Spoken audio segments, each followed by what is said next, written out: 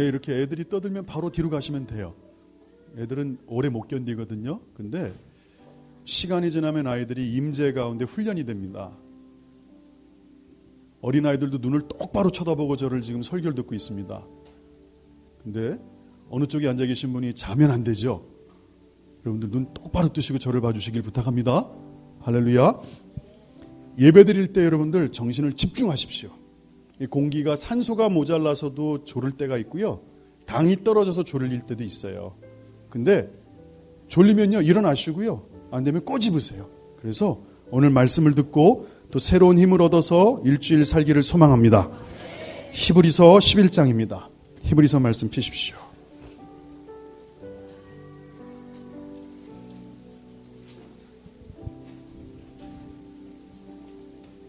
히브리서 11장 믿음장입니다. 믿음장. 히브리서 11장 8절에서 10절 말씀입니다. 한번 한 목소리로 저희가 봉독하겠습니다. 같이 읽겠습니다. 또박또박 시작. 하나님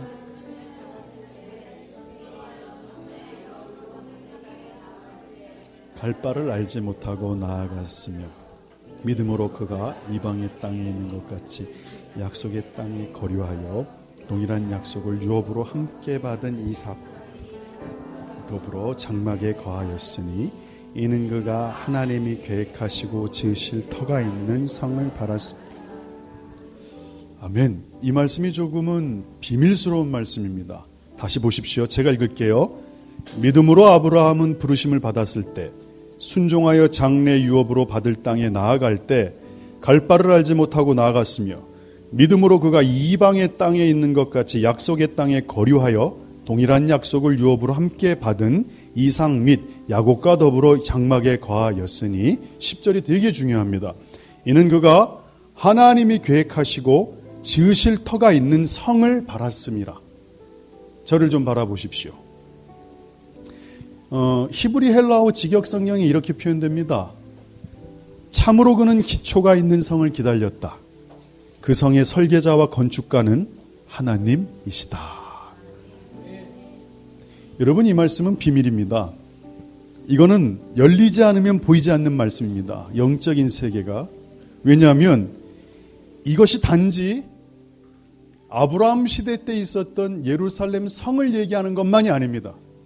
그것은 장차 하나님이 계획하시고 지으실 땅이 있는 그 성, 하나님의 나라가 이 땅에 임하는 걸 아브라함은 봤던 것 같습니다. 그래서 성경은요, 창세기부터 계시록까지 성경의 모든 주제가 하나님 나라입니다. 왜냐하면 이 놀라운 하나님의 나라의 복음을 요한계시록에서 끝내실 겁니다. 히브리 기자는 아브라함이 하나님이 계획했던 것, 그 지으신 터가 있는 그 성을 바라봤다. 봤다. 와우, 너무나 비밀스러운 이야기죠. 계시록 21장 2절로 가보겠습니다. 창세기에서 계시록까지 넘어갑니다. 12장에서 거꾸로 하면 21장이 되죠. 12, 21. 그죠? 21장 1절, 2절을 제가 읽어볼게요. 내가 새하늘과 새 땅을 보니 처음 하늘과 처음 땅이 없어졌고 바다도 다시 있지 않더라. 또 내가 보매 거룩한 성 예루살렘이 하나님께로부터 하늘에서 내려오니, 새 예루살렘이 하늘에서부터 내려오니 그 준비한 것이 신부가 남편을 위하여 단장한 것 같더라. 할렐루야. 저를 보십시오.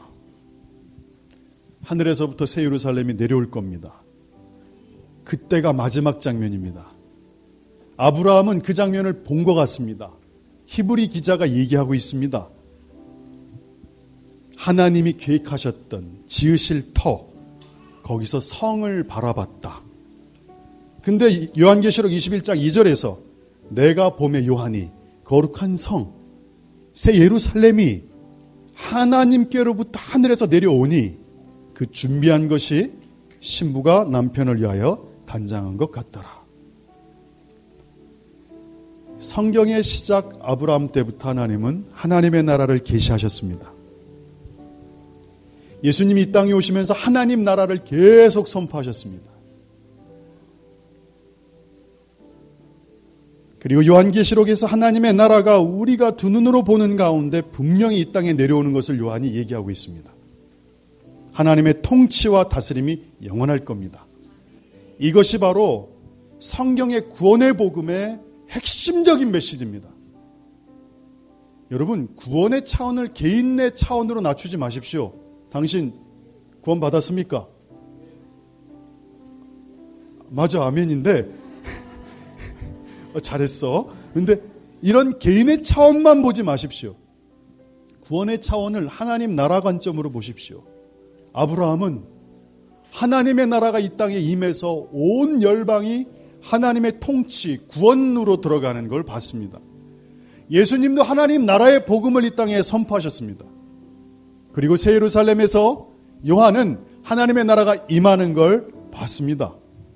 이게 바로 구원의 복음의 핵심입니다. 이 복음조차도 개인화되어 버렸습니다. 그러나 분명히 복음은 개인적인 구원이 있어야 됩니다. 그러나 우리의 구원이 확장되어야 될 줄 믿습니다. 온 땅이 하나님께 구원받게 될지어다. 이게 성경 전체를 관통하는 가장 핵심적인 주제입니다. 하나님의 나라 쫓아하십시오. 하나님의 나라는 성경 전체를 관통하는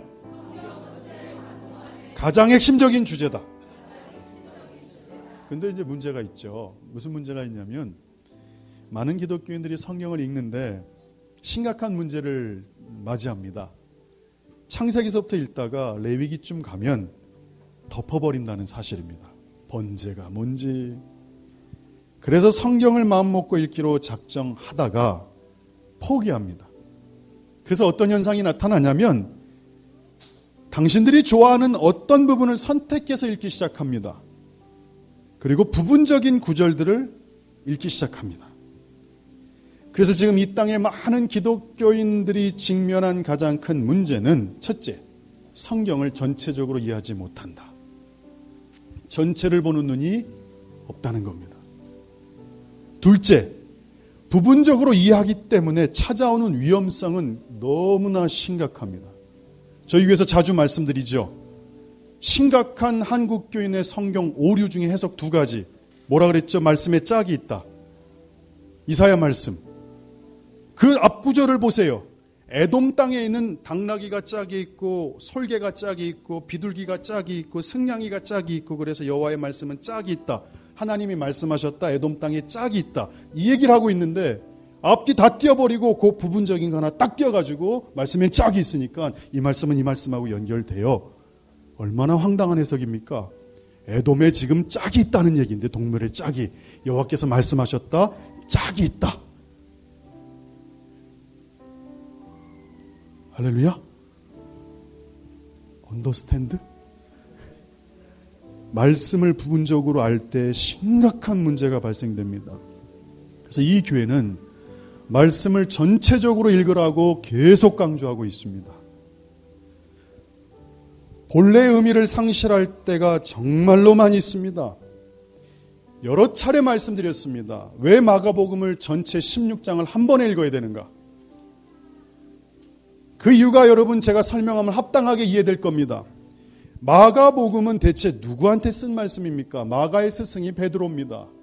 근데 베드로가 제자였던 마가에게 부탁합니다. 이 말씀이 이방인들을 향한 말씀이다. 마태복음은 유대인들을 향한 말씀이에요. 그래서 마가복음을 쓸 때 베드로가 얘기를 해줍니다. 이렇게 적어라. 예수님은 이렇게 사셨다. 마가가 그거를 딕테이션 받아 적습니다. 잘 보십시오. 마가복음은 특히 로마인들에게 전도하는 목적으로 기록된 복음서입니다. 예수님께서 이 땅에서 하나님의 아들이셨다. 그 신앙을 믿는 자들로 하여금 그 믿음을 굳게 하려고 하신다. 근데 이방인은 성경을 모릅니다. 유대인들은 율법과 절기를 다 알지만 이방인은 성경을 모릅니다. 그래서 예수 그리스도에 대해서 복음을 증거했던 제자들이 간단하게 예수님에 대해서 설명했어야 됩니다. 그래서 16장 짧은 말씀을 갖고서 예배 시간에 읽게 했습니다. 너희들 예수 그리스도에 대해서 마가복음을 그냥 읽어라. 교회들에게 편지를 줍니다. 마가복음을 읽어라. 이걸 전달해 주시니까 이게 바로 예수 그리스도다. 그래서 예배 시간이 딱 시작돼서 설교가 시작되면 성도들이 하나님의 아들 예수 그리스도의 복음의 시작이라 선지자 이사야 그래 보라 내가 내 사자를 내 앞에 보냈느니 이렇게 16장을 읽고 예배를 마쳤습니다. 그게 초대교회 전통입니다. 그런 마가복음을 만약에 한 장, 두 장 읽고 딱 멈춰버린다면 예수 그리스도에 대해서 부분적으로밖에 설명을 못 해줍니다. 그래서 처음부터 끝까지 빨리 읽어 내려가면서 1시간 반에서 2시간이면 읽습니다. 초대교회 때 마가복음은 처음부터 끝까지 한 번에 읽는 주기도문처럼 처음부터 끝까지 한 번에 읽어야 되는 말씀이었습니다. 이해되시겠습니까? 그래야 예수 그리스도가 누군지를 맨 끝에 가서 맨 끝에 읽을 때 이방인들이 처음 복음을 접하는데 예수님이 십자가에 돌아가셨구나. 우와, 주 예수께서 말씀을 마치신 후에 하늘로 올라가서 하나님 우편에 앉으시니라. 제자들이 나가 두루 전파할세 주께서 함께 역사하사 그 따르는 기적과 표적으로 말씀을 확실히 증언하시니라. 끝. 처음 왔던 로마인들이 그 말씀을 듣고 저 예수님 믿을게요. 예수님 살아계십니다. 예수님 십자가에서 죽으셨습니다. 영원히 통치하십니다. 이런 고백을 하는 겁니다. 그래서 성경은 연구 목적으로 기록되지 않았습니다. 성경은 쪼개는 걸로 기록되지 않았습니다. 성경은 이해하고 알아가는 것이 목적입니다. 이 말씀을 읽으면서 성령이 역사해서 관절과 고수를 쪼개는 겁니다. 할렐루야. 성령 충만한 주의 종들이 마가복음을 같이 읽을 때 이 말씀들이 심령과 골수와 관절을 다 쪼개버립니다. 그래서 무릎을 꿇게 합니다. 예수가 하나님의 아들이시다. 그분이 통치자시다. 그래서 성경을 전체적으로 이해하는 이유가 바로 이런 경우 때문에 그렇습니다. 성경을 전체적으로 파악할 때 많은 경우 우리가 놓치는 경우가 또 있습니다. 구약의 제사법, 율법, 많은 예언서들 읽어나갈 때 복잡하고 힘들어서 성도들이 되게 어려워합니다. 그런데 분명한 것은 성경의 신약과 구약 전체는 통일성 가운데 있습니다. 그게 누구냐? 예수 그리스도입니다. 성경 전체의 주제는 하나님 나라 이야기입니다. 하나님의 나라가 임하는데 하나님께서 너희와 언약을 세웠다. 언약의 개념이 뭔지, 예배의 개념이 뭔지, 제사가 뭔지, 찬양이 뭔지 하나님 나라의 차원에서 설명해 주고 있습니다. 그래서 성경 전체의 핵심은 하나님 나라에 대한 이야기입니다. 아멘. 성경의 주인공은 예수 그리스도십니다. 오늘 여러분 이 말씀을 갖고 주님 앞에 나가 보십시오. 여러분 힘들고 어렵고 고개조차 들 수 없을 때 예수님께서 하나님 아버지를 바라보시며 하나님 지난이가 하나님 사랑하는 거 아시죠? 인간의 눈으로 봤을 때 다윗은 지상 최고의 사악한 사람입니다. 여자를 강탈했고 그 여자의 남편을 전쟁의 맨 앞에 세워서 죽게 했습니다. 어떻게 보면 협잡군 중에 협잡군입니다. 인간의 관점으로는 도저히 용서받을 수 없습니다. 그러나 예수님께서 아마 다윗의 어깨를 짊어지고 이렇게 아버지께 나갔을 겁니다. 하나님, 그래도 다윗은 한 마음을 정했습니다. 주의 전에 평생 머물러 있었습니다.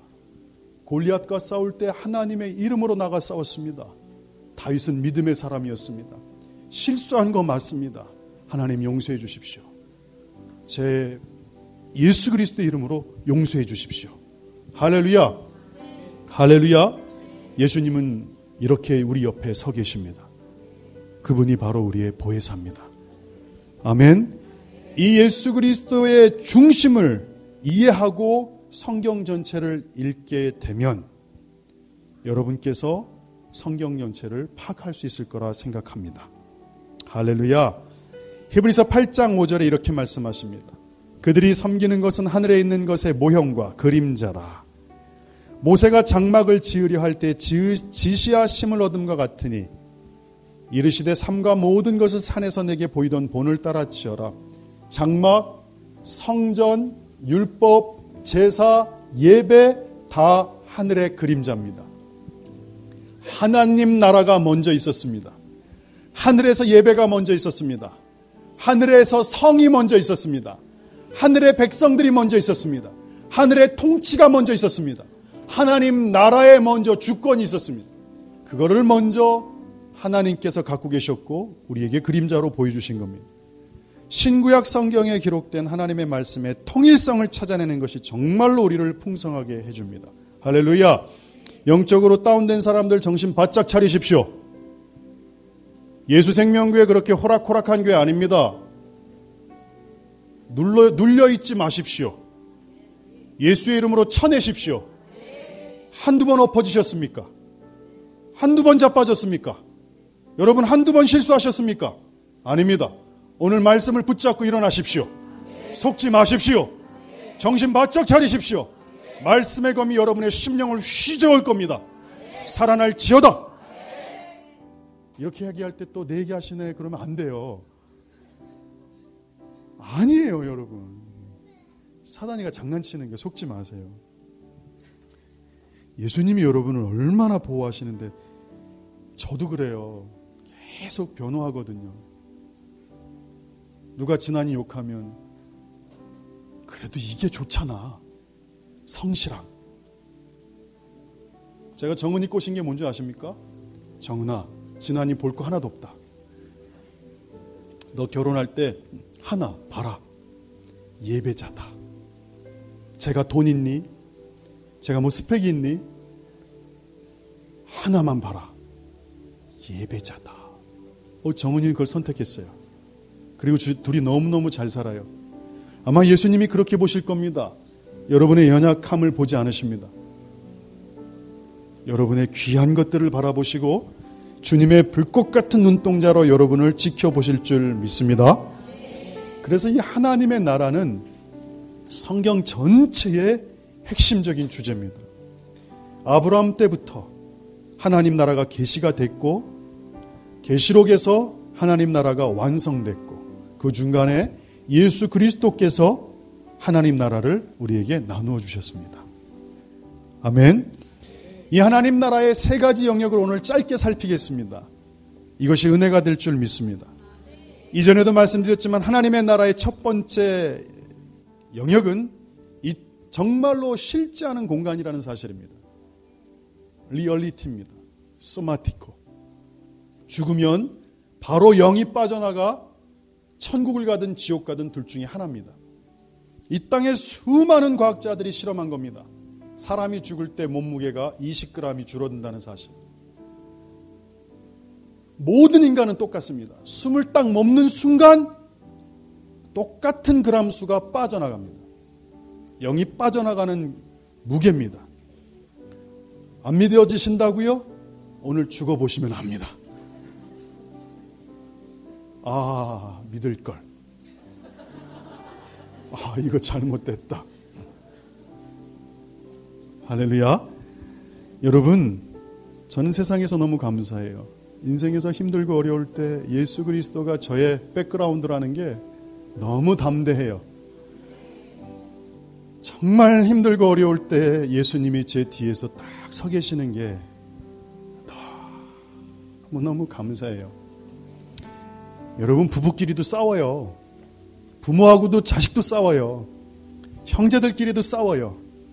그러나 예수 그리스도는 변함이 없으세요. 저는 그분이 저의 주인인 게 너무 감사해요. 주인이 너무 변덕스러워요. 주인이 어느 때는 기뻐 사랑한다 그러다가 뒤에 가서 엉덩이 때려요. 주인이 감정 기복이 심해요. 주인이 너무 말이 많아요. 주인이 너무 과묵해요. 못 살 것 같아요. 자기 좋을 때는 와서 막 뽀뽀해주고 자기 기분 좀 나쁘면 눈 짝 째리고. 그런데 우리 예수님은 그런 분이 아니세요. 영원히 변함없이 그 눈동자가 우리를 향해 사랑이 불일 듯 하시는 분. 그 예수님이 우리의 주인이심을 너무 감사합니다. 지금 수많은 나라에서 기독교인들이 죽어가고 있습니다. 무슬림 국가를 주장하는 IS가 전 세계에서 창궐하고 있습니다. 인종전쟁, 민족과 민족의 전쟁이 더 심해질 겁니다. 성경은 그렇게 될 거라고 마지막 때를 얘기하고 있습니다. 오늘도 길거리에서 죽어가는 수많은 기독교인들이 있습니다. 그러나 그들이 담대히 죽을 수 있는 것, 예수 그리스도 때문인 줄 믿습니다. 할렐루야. 그래서 한국에 태어난 게 너무 감사해요. 여러분 안 감사하십니까? 너무 감사합니다. 하나님의 나라는 실제하는 장소입니다. 진짜 존재하는 장소입니다. 거기에는 지금 하나님이 계시고 예수님이 계시고 천상의 존재들이 그 땅에 거하고 있습니다. 그 하나님 나라에 우리가 갈 줄 믿습니다. 아멘. 감사드립니다. 두 번째 하나님 나라의 영역을 설명해 드리겠습니다. 누가복음 17장을 한번 펴보십시오.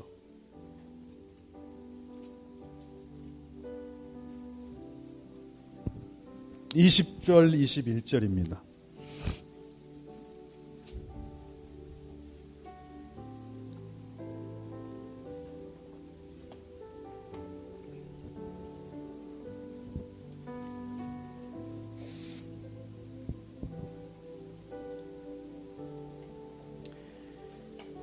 같이 읽겠습니다. 누가복음 17장 20절 21절 시작.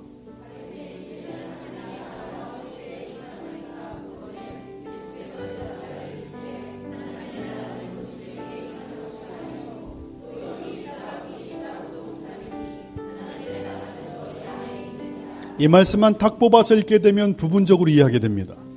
그래서 앞에 부분을 좀 더 가서 보면 상황이 이해될 겁니다. 11절로 가보겠습니다. 예수께서 예루살렘으로 가실 때 사마리아와 갈릴리 사이로 지나가시다가 한 마을에 들어가시니 나병 환자 10명이 예수를 만나 멀리 서서 소리를 높여 이르되 예수 선생님이시여 우리를 불쌍히 여기소서 하거늘 보시고 이르시되 가서 제사장들에게 너희 몸을 보여라 하셨더니 그들이 가다가 깨끗함을 받은지라. 그 중에 한 사람이 자기가 나은 것을 보고 큰 소리로 하나님께 영광을 돌리며 돌아와 예수님의 발 앞에 엎드려 감사하니 그는 사마리아 사람이라. 예수께서 대답하여 이르시되 10사람이 다 깨끗함을 받지 아니하였느냐? 그 9은 지금 어디 있느냐? 이 이방인 외에는 하나님께 영광을 돌리러 돌아온 자가 없느냐 하시고 그에게 이르시되 일어나 가라. 너의 믿음이 너를 구원하였느니라 하시더라. 저를 보시면 됩니다. 예수님께서 사마리아와 갈릴리 지역을 지나가셨습니다. 그러다가 한 마을을 지나다가 멀리서라는 표현을 잘 눈여겨보셔야 됩니다. 마을을 지나시는데 멀리서 문둥병 걸린 사람들 10사람이 예수님께 다가오고 있습니다. 여러분 잘 알다시피 사마리아 지역은 그 옛날 아수르에 의해서 밟힌 땅입니다. 북이스라엘 10개 지파가 완전히 끝장이 났습니다. 루벤, 시므온, 레위, 유다, 이사갈, 스불론, 단, 납달리, 갓, 아셀. 이 10지파가 박살이 났습니다. 그때 아수르는 혼혈 정책을 씁니다. 거대 제국에서 피를 섞어버립니다. 여자들을 보내서 피를 섞이게 만듭니다. 이스라엘 백성들과 아수르가 피를 섞으면서 남유다 사람들이 북이스라엘 사람들을 멸시하고 조롱하기 시작합니다. 지금 예수님께서 그 지역을 지나고 계십니다. 유대인들이 보기에는 정말 예수님이 황당한 인물입니다. 가장 더러운 땅을 지나가고 계십니다. 근데 거기서 문둥병 환자를 만납니다. 가장 안 좋은 지역을 지나가는데 거기서 버림받은 사람들을 만나십니다. 이게 지금 장면입니다. 여러분, 물론 나병 환자들은 마을 입구에 얼씬도 못합니다. 자기들끼리 어딘가에 모여서 하루하루 구걸하면서 살게 됩니다. 어제 영국에서 친구한테 페이스북으로 문자가 왔습니다. 수년 만에 문자를 나눴습니다. 이 친구가 인도의 북동 지역에 위치한 곳에서 살았던 친구입니다. 잘 보세요. 인도가 있으면 북쪽인데 동쪽이에요. 여기 7개 주가 있습니다. 마니푸르, 미조람, 나갈람, 아쌈 이렇게 7개 주가 있는데 여기 친구입니다. 한 번은 이 친구가 놀러 갔어요. 이 친구 조카가 영국에 있다가 고향을 갔다 오는데 일주일 만에 돌아왔어요. 근데 되게 웃겼어요. 표현이. 저보러 엉클이라 그랬거든요. 제 친구의 조카가 Uncle, I've been to my hometown. 근데 3일 동안 갔대요. 홈타운에. 그리고 하루 있다가 3일 동안 돌아왔대요. 집 가는데 3일 걸리는 거예요. 어떻게 그랬더니 영국에서 델리로 간대요. 하루. 델리에서 기차 타고 북동부 지역 여기까지 오는데 또 하루. 여기 기차가 없으니까 버스 타고 들어가는데 하루. 그래서 부모님 만나는데 하루.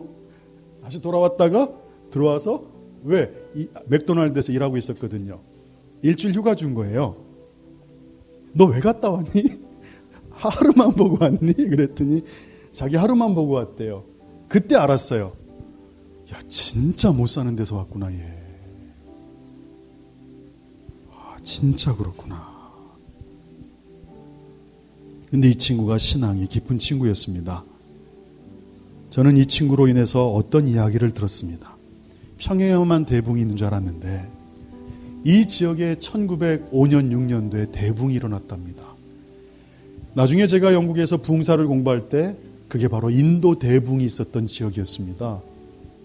그 부모 할아버지들이 거기서 변화된 겁니다.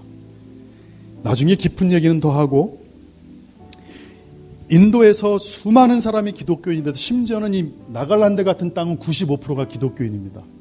미조람은 80%. 그러니까 제 친구가 여기 출신이었기 때문에 제가 북동 인도 부흥사에 대해서 관심이 너무 많았고 계속 자료를 모으고 공부했었습니다. 그런데 여러분 알다시피 인도에는 카스트 제도가 있습니다. 브라만, 크샤트리아, 바샤, 그 다음에 수드라. 기억나시지 않을 거예요. 처음 듣는 분도 있을 거예요. 브라만, 크샤트리아, 바이샤, 수드라. 브라만은 사제 성직자 계급, 크샤트리아는 귀족 무사, 그 다음에 바사는 상인 농민 지주, 수드라는 소장농 청소부 하인, 종들을 얘기해요. 물어봤죠. 너는 카스트계에서 어디 속하느냐? 그랬더니 이 친구가 아웃카스트 그래요. 카스트 밖에 있대요. 다른 말로 하면 언터처블이에요. 불가촉민들. 종보다 못한 존재예요. 그래서 이 인도에서 이 사람들은 불가촉민하고는 절대 언터처블 같이 있지 않아요. 그래서 이 친구가 어릴 때 여기 살다가 부모님과 헤어지고 형님은 여기 사는데 본인 혼자 델리로 들어와요. 그래서 길거리에서 10년 이상을 살아요. 길거리에서 자고 길거리에서 먹고 어린 시절 국어를 하면서 그렇게 살았다고 얘기했어요. 우연한 기회에 영국으로 들어올 수가 있었어요. 거의 불가능한 일인데. 나이를 물어봤어요. 맨날 바뀌어요. 너 몇 살이야? 나 65년생이야. 한 6개월 있다가 너 몇 년도생이니? 나 69년생이야. 나중에 너무 황당해서 제가 물어봤어요. 자기 마음대로 대답해요. 그래서 내가 야, 너 진짜 언제 태어나서 그랬더니 솔직히 자기 모른대요. 대충 얼버무린대요. 저랑 친구가 어쨌든 저보다 나이 많은 건 분명해요. 애가 얼굴이 늙었거든요. 어쨌든 나이가 들었어요. 근데 이 친구가 인도가 영어를 쓰니까 한 가지 큰 장점이 있었어요. 영국에서 최고의 대학으로 입학을 합니다. 신학교 중에서는 최고의 대학으로 들어갑니다. 그리고 목회자가 됩니다. 그리고 영국 교회에서 일하고 있다는 소식을 제가 5, 6년 전에 들었습니다. 그런데 어저께 이 친구 카톡에 그 얘기가 있었어요. 나 브리티시 시티즌 됐다. 영국 시민권자가 됐대요. 인생 역전이죠. 길거리에서 살던 아이가 길거리에서 쓰던 영어를 갖고 영국에 우연히 흘러들어와 15년이 지난 다음에 영국 사람이 돼서 편지를 보내줬어요. 언제 영국 들어오냐고. 나 몇 개월 전에 갔었다. 근데 그룹 여행에서 나한테 못 갔어. 미안해. 언젠가 가게 되면 얼굴 볼게. 그랬어요. 여러분, 지금도 이렇게 버려진 곳이 있는 것처럼 사마리아 지역은 버림받은 지역이에요. 언터처블이에요. 유대인들한테는. 근데 사마리아인들에게도 버림받은 자들이 문둥병자들이에요. 그때 한 마을에 들어가시니 나병 자 10명이 예수를 만나서 멀리서 소리치는 장면이에요. 예수 선생님! 예수! 야, 안 들려. 좀 더 크게. 크게. 여러분, 얼마나 큰 소리로 부르짖었겠습니까? 예수님 마을로 가시는데 그 10명이 아마 소리를 지르고 질렀을 겁니다. 그때 예수님께서 저들을 만나셨고 치료하신 겁니다. 난리가 났습니다. 가장 버림받은 지역을 다니시고 거기에서 가장 낮은 자들을 만나시고 도무지 지배계급이었던 바리새인들은 이해할 수가 없습니다. 이런 상황 가운데 속보이는 질문한 겁니다. 바리새인들이 하나님의 나라가 언제 임합니까? 여러분, 하나님의 나라가 임해서 아무도 지상의 의료기술로는 고칠 수 없는 것을 하늘의 능력으로 고쳤으면 하나님 나라가 임한 거 아니겠습니까? 지난주 말씀하고 비슷하지 않습니까? 하나님께서 하늘의 문을 여시고 내 사랑하는 아들이요 말씀하셨는데 더러운 어둠의 권세가 바로 그 다음 절에 말하지 않습니까? 만일 네가 하나님의 아들이거든 하나님의 말씀을 왜곡해버립니다. 말씀만 왜곡하는 게 아니었습니다. 예수님이 직접 치료하셨습니다. 그럼 하나님의 나라가 임한 겁니다. 귀신이 쫓겨나면 하나님의 나라가 임한 줄 믿습니다. 아멘. 여러분, 귀신이 함부로 안 쫓겨나요. 예수 그리스도의 이름의 능력, 하나님의 나라의 권세가 임할 때 쫓겨날 줄 믿습니다. 오늘 여러분 예배드리다가 힘들고 어려운 일이 있을 거예요. 근데 예배드리면 마음이 편해져요. 영이 맑아져요. 뭔가 어둠이 한꺼풀 지나가는 것 같아요. 두려움이 사라져요. 하나님의 나라가 임하면 그래요. 그게 예수 그리스도의 이름의 능력이에요. 할렐루야. 아멘. 비꼬는 거예요. 바리새인들이 하나님의 나라가 어느 때 임합니까? 묻거든 예수님이 이르시되 그들의 마음을 읽었죠. 하나님 나라는 볼 수 있게 임하는 게 아니란다. 역설법이에요. 분명히 들었고, 물론 바리새인들은 그 상황을 못 봤을 수도 있어요. 봤을 수도 있고 들었을 수도 있어요. 본 사람 들은 사람 섞여 있을 거예요. 근데 주님은 하나님의 나라가 볼 수 있게 임하는 게 아니다라고 역설적으로 말씀하세요. 그리고 이렇게 심령을 찔러버리십니다. 여기 있다, 저기 있다, 못한다. 하나님의 나라는 어디 있다? 너희들 마음에 있다. 그 마음이 하나님 나라와 멀다는 거예요. 지금 예수님이 바리새인들아, 너희들 눈으로 보지 않았니? 가장 힘든 지역, 가장 버림받은 자들, 하나님의 아들이 그들을 고쳤으면 반응이 어떻게 돼야 돼요? 하나님 아들이십니다. 예수는 그리스도십니다. 거기다 대고 비꼬는 말입니다. 어둠의 권세의 특징이 바로 생각을 잡고 비꼬는 겁니다. 여러분, 정말 사랑한다면 부인이든 남편이든 자식이든 목회자든 간에 나쁜 생각하는 거 아닙니다. 왜? 사랑은 악한 생각을 하지 않냐며. 저도요, 계속 공격이 들어와요. 예배드리다가 누가 안 보이면요, 이런 생각이 훅 들어와요. 저 사람이 날 미워하는 거야. 피목사 얼굴 보기 싫은 거야. 그리고 딱 눈 뜨면 그 사람이 앉아 있어요. 그럼 회개하죠. 하나님 용서해 주십시오. 여러분만이 아니에요. 저 자신도 쉼없이 어둠의 권세가 저에게 더러운 것들을 뿌려요. 그때 저는 결정해요. 사랑은 사람들에 대해서 악한 생각을 하지 아니하며 좋은 생각을 하며, 피곤해서 눈 감고 있다, 그렇게 생각하는 거예요. 옛날엔 그렇게 생각했어요. 귀신이 장난치나? 조름박이야 떠나가라! 지금은 안 그래요. 얼마나 제가 편하면 잘까. 이거 웃어주셔야 되는데, 이거 어떤 목사님 하신 얘기예요. 한번 웃어주세요. 시작. 웃기죠? 예, 죄송합니다. 의도적인 유머는 절대 안 통한다는 걸 알고 있어요. 오늘 가장 버림받은 지역에서 가장 낮은 자들을 예수님이 만나셨는데 바리새인들이 이렇게 허튼 소리 할 때 주님이 그 심령을 보시고 찔러버리십니다. 문둥병자가 치료받은 건 이미 하나님 나라가 임했다는 증거입니다. 부정할 수 없는 진실입니다. 여러분, 장인이 눈을 떠버립니다. 사람의 힘으로 가능합니까? 아닙니다. 하늘의 능력으로 가능합니다. 죽은 사람이 일어납니다. 이 땅의 의료기술은 불가능합니다. 4일 동안 시체가 썩어가는 냄새가 나는데 나사로야 일어나니까 일어나 버립니다. 할렐루야. 이 소식을 듣고 증거자들의 증언을 들었음에도 불구하고 바리새인들은 언제 하나님의 나라가 임하냐고 딴지를 건 겁니다. 예수님께서는 하나님의 나라가 볼 수 있게 임하는 것이 아니다. 너희 안에 있다. 다시 말하면 너희 심령에 하나님 나라가 없는 바리새인들에게 우문, 현답을 주신 겁니다.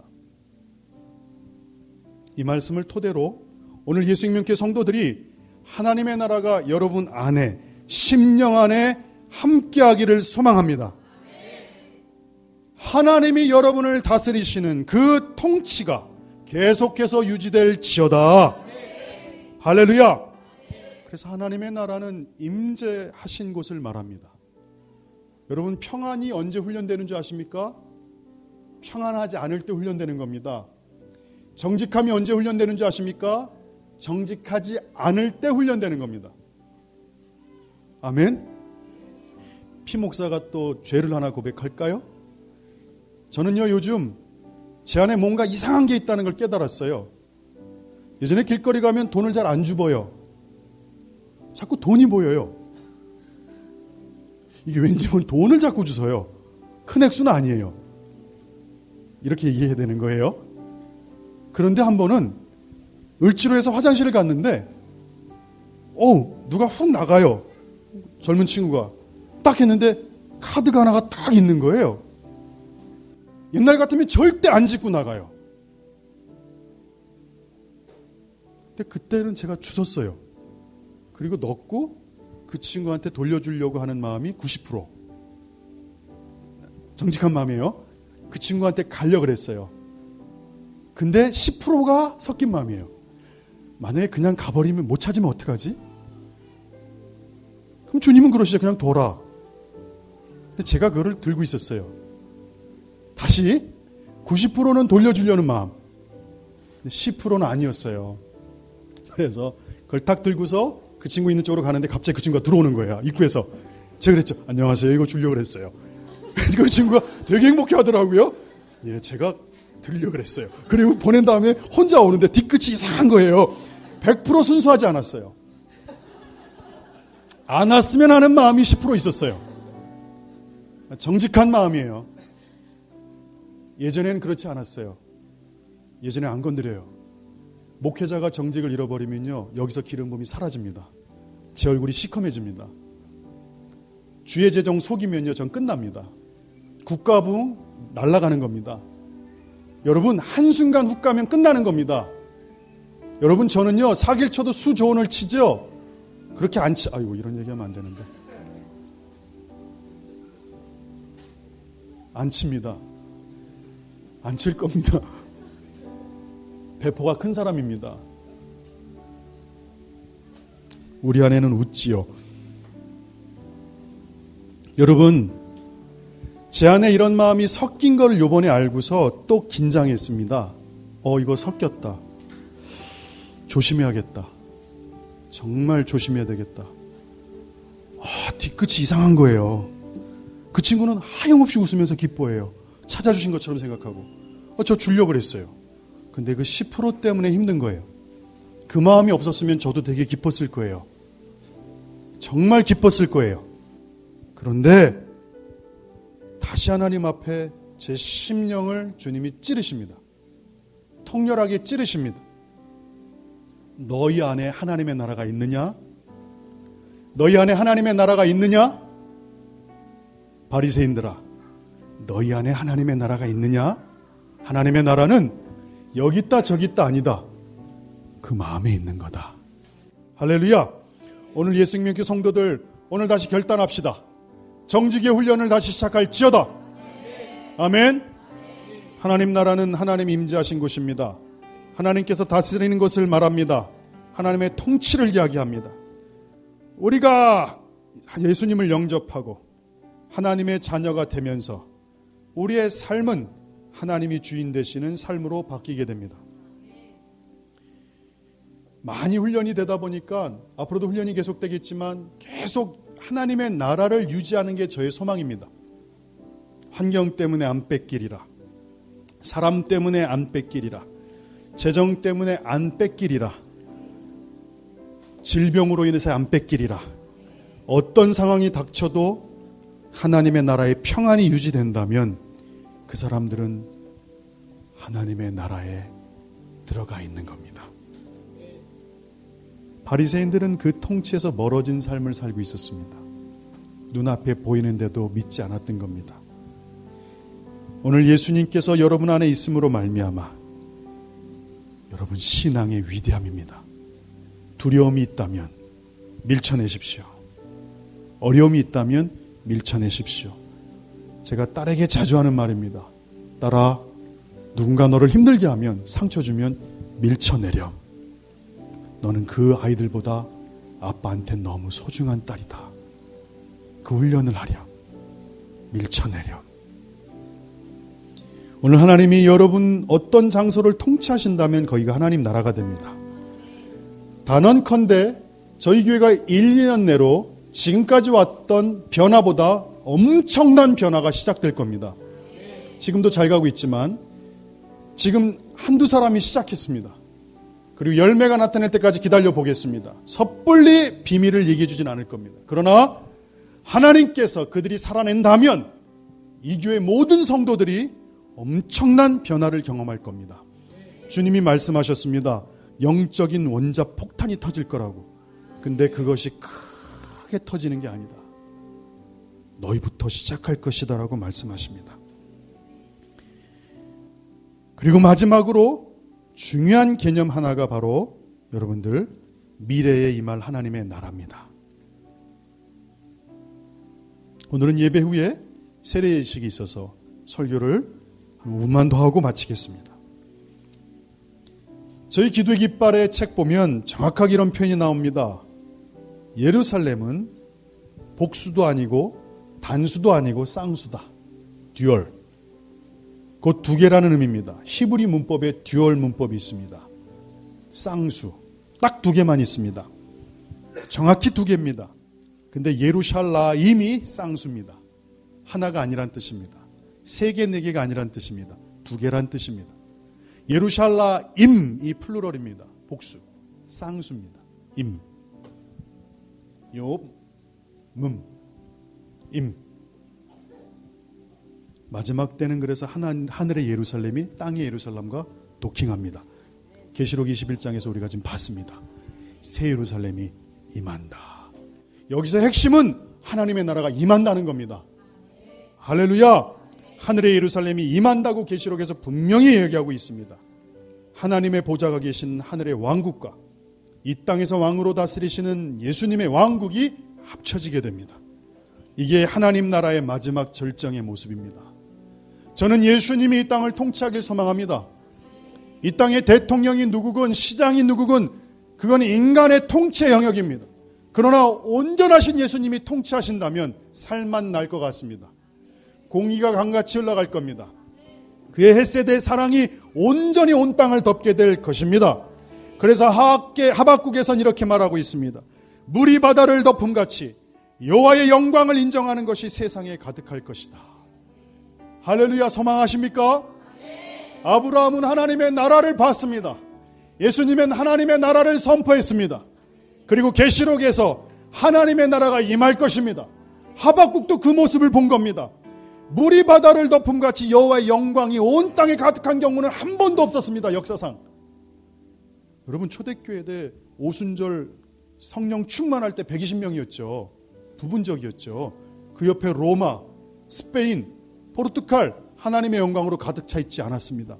지금도 온 땅이 하나님의 영광으로 가득 차 있지는 않습니다. 부분적으로 가득 차 있습니다. 그러나 하박국의 고백처럼 어느 날 물이 바다를 덮음같이 여호와의 영광을 인정하는 게 세상에 가득함, 풀필만 완전히 뒤엎어버리는 날이 있을 줄 믿습니다. 그래서 성경 전체의 주제는 하나님의 나라입니다. 하늘의 예루살렘이 이 땅에 임하게 될 때 온 열방의 영광의 물결이 퍼지게 될 것입니다. 이때는 온 땅이 주의 영광으로 가득 차게 되는 시기가 될 것입니다. 성경 전체의 주인공은 예수 그리스도십니다. 우리 예수님이 기뻐하실 거예요. 아멘. 크게 하늘나라에 들리도록. 성경 전체의 주제는 하나님의 나라입니다. 성경의 주인공은 예수 그리스도십니다. 예수님을 중심으로 성경을 읽게 되면 하나님의 나라가 임하는 것을 경험하게 될 줄 믿습니다. 할렐루야. 오늘 옆에 분하고 인사하십시오. 다시 일어나십시오. 예수님이 여러분의 편이십니다. 귀에다 대고 이렇게 고백하세요. 예수님이 여러분을 끔찍히 사랑하십니다. 할렐루야.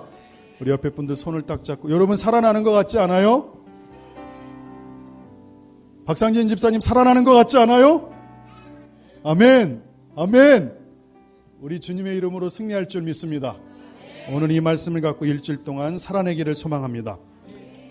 우리 하나님께 영광의 박수 돌린 다음에 제가 기도하겠습니다. 영광의 박수 올려드립시다.